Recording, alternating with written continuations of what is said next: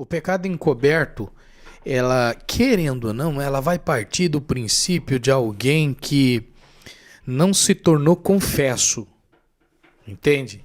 Esse alguém está sobre um efeito de escravidão espiritual, ele está dentro de um cativeiro por conta do pecado encoberto. O pecado encoberto vai gerar nessa pessoa algumas consequências que são terríveis. O salmista Davi, ele disse o seguinte, ó: enquanto eu me calei, os meus ossos envelheceram. Mas numa tradução mais atualizada, diz ele que ele gemia de dor. Entendeu? Por quê? Porque ele guardava consigo algo que é destrutivo. O pecado mata. Ué, o salário do pecado, se não me engano, Paulo aos Romanos escreveu isso, né?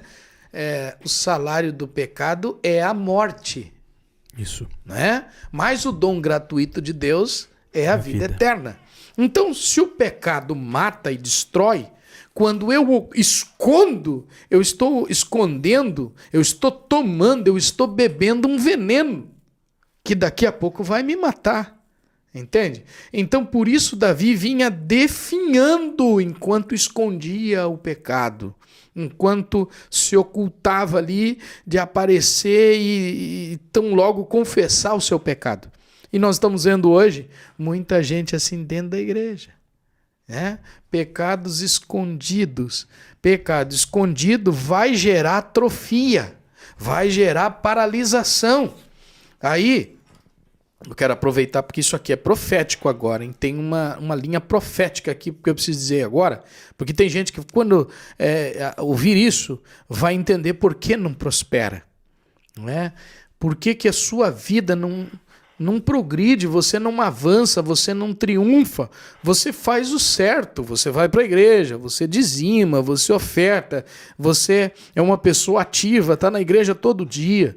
Mas a pergunta é, numa condição de entrega de fato para Deus, quem é você? Você entregou tudo para Deus ou ainda existe alguma coisa guardada dentro de você, um pecado não confessado? Você ocultou. Se você mantém isso guardado, você todos os dias está colocando um cadeado muito maior em uma prisão da sua alma. E isso vai te fazendo mal. Você vai vendo e assistindo diariamente as pessoas progredirem, triunfarem, enquanto você está algemado a isso.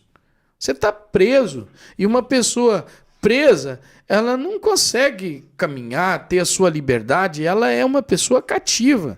O inimigo faz dela o que quiser, ela está vivendo sobre uma prisão. E que, enquanto ela não confessa, essa é uma prisão perpétua. Ela vai ficar ali para sempre. Então, pecados não confessados engessam, paralisam, neutralizam o crescimento de uma pessoa. Se não me engano, é Marcos 2, eu não vou me lembrar agora tão preciso assim, mas existe um texto em que um paralítico ele é conduzido por 4 pessoas. E aí, Jesus está dentro de uma casa. Imagina Jesus dentro de uma casa. Era uma loucura de gente. Se publicamente uma multidão seguia Jesus, imagine agora Jesus dentro de uma casa, 4 homens conduzindo um paralítico, sobem no telhado dessa casa, destelham, né?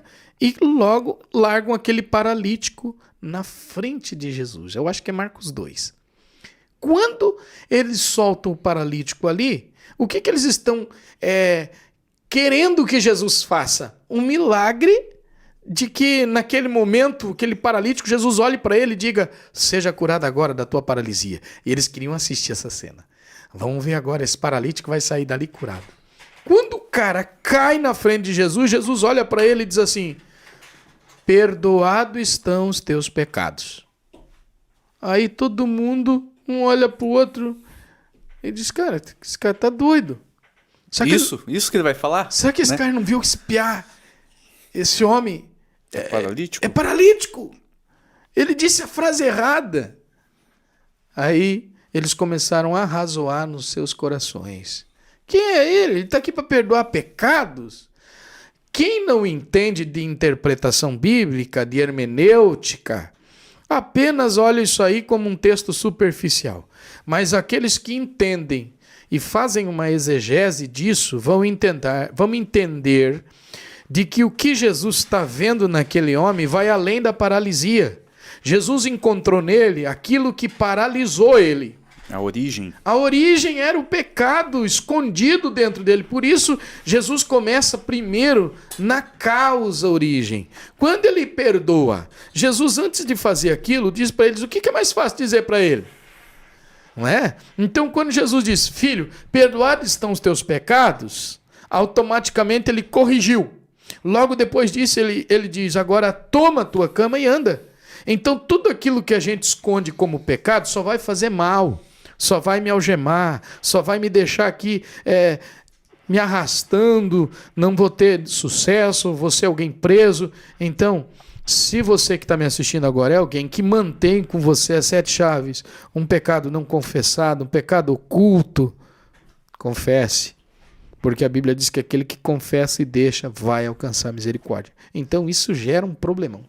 Então, uma pergunta crucial dentro disso é assim, ó, existe uma prática pelos nossos queridos irmãos católicos, que é bem feita, bem praticada, né? Essa prática aí nos nossos irmãos católicos, que seria assim, o confessionário. Eles vão, além de confessar a Deus, eles confessam ao alguém. Uhum. Quando a gente fala de confissão de pecados, nós estamos falando de confissão só para Deus desse pecado, ou nós precisamos procurar alguém e confessar para essa pessoa também? Existem casos e casos, entende? Não é que um pecado é mais importante que o outro, é o menos importante. Mas existem fatos, e principalmente aqueles que partem de uma patente já liderativa, principalmente, né? Que esse alguém procure o sacerdócio, entende? Que esse alguém procure. Um caso sério demais. É.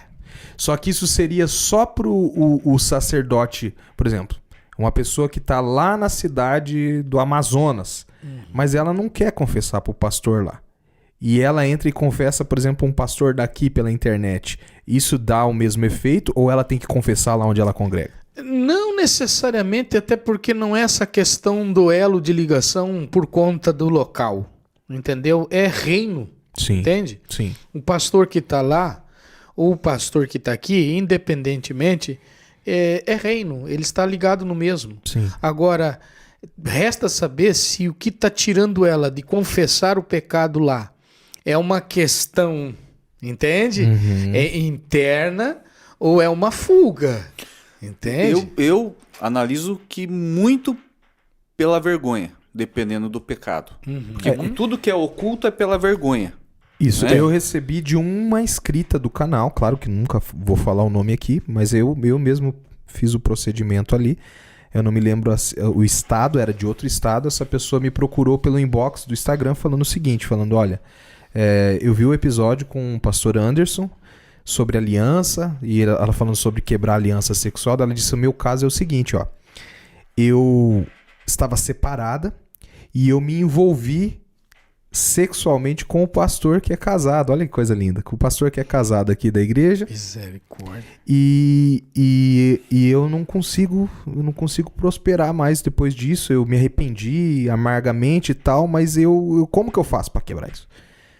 E daí eu levei o procedimento. Bom, o primeiro passo você já fez, você confessou e você se arrependeu. Se você está confessando, está se arrependendo, a Bíblia fala, não pratica mais, vai embora, minha filha. Seja abençoado. Fiz uma oração com ela, mas então não necessariamente ela precisa procurar a pessoa da onde ela congrega?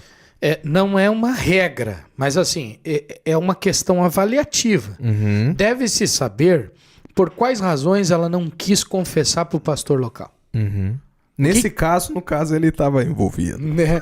Aí não tem como, né? Como é que você vai confessar pro cara que está envolvido? Não tem como. Ele era a peça-chave da... Agora você imagine, eu tenho atendido inúmeras pessoas que têm trazido essas questões. Por quê? Porque o pastor é cabeça pequena, o pastor da igreja. Se essa pessoa confessar isso para ele, ele é capaz de mandar matar. Sabe? Ele vai jogar essa pessoa no inferno. Ou tem a língua desse tamanho. Ou ele não tem uma fidelidade pastoral. Cara, isso é importante falar aqui. Sabe? Ele vai ouvir dali na clínica, no gabinete, vai jogar depois para todo mundo, vai ser pior. Entende? Então existem N fatores, entende? Que estão relacionados a isso. Então eu atendo muita gente, aí eu pergunto, olha, mas por quais motivos você deixou de procurar seu líder, seu pastor, né? Aí ela vai nomear as razões, as questões. Eu digo, olha, se é possível, você vai voltar lá, você vai procurar.